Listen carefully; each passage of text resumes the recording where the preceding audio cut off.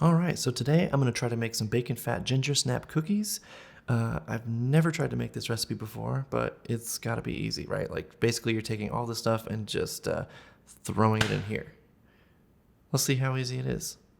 But first, while I make you watch me measure out this bacon fat, I want to mention that I'm making these cookies as part of a thing called Bakers Against Racism. It's an international movement of anti-racist baking. These cookies will be part of a box of tasty treats made by other Denton bakers and sold in a virtual bake sale. The money raised will go to the Okra Project, which helps give mental health resources to Black trans people worldwide.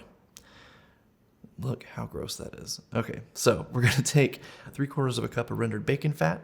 Since I made those tortillas a while ago, I've gotten in the habit of saving my bacon fat. So we'll do a cup of sugar, 1/4 cup of molasses.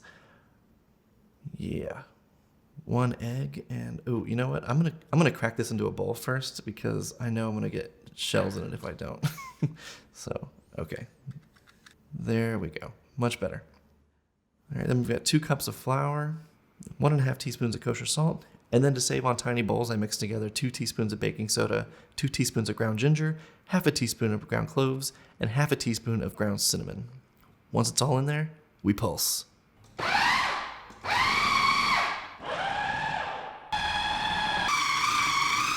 Eventually, you'll land on a smooth, stiff dough, at which point you'll stretch out some plastic.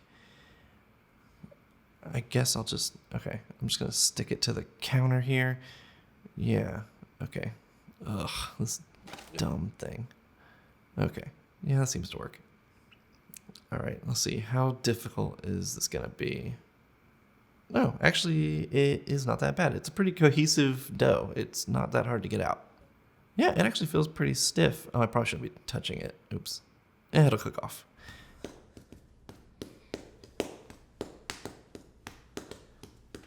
Okay, so anyway, let's wrap this thing up and throw it in the fridge for a couple hours. Up to 2 weeks, apparently. So, here we go. When your 2 hours are up, preheat the oven to 350 degrees and put a nice thick layer of sugar at the bottom of a shallow bowl. Shake, shake, shake, shake. Boom, there is the dough. Let's get that thing unwrapped. We're going to break off like tablespoon-sized pieces and roll them up into a ball in your hands. And then drop that ball into the shallow sugar pool and roll it around so it gets nice and coated. Throw those babies onto a couple of cookie sheets lined with parchment paper, and then it is baking time. They'll hang out in there for about 8 to 12 minutes, depending on how chunky you made them. Basically, just wait until they're kind of flat and dark brown.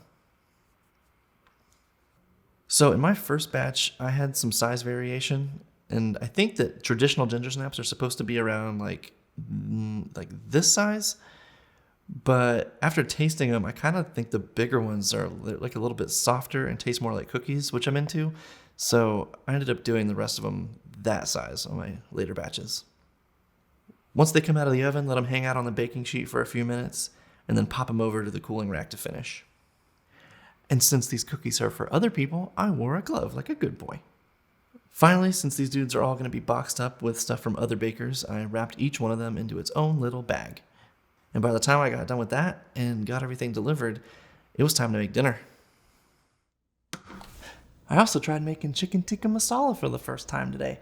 I know, it's been like a whole day of trying weird new crazy food things. So hopefully this is good too. See you tomorrow.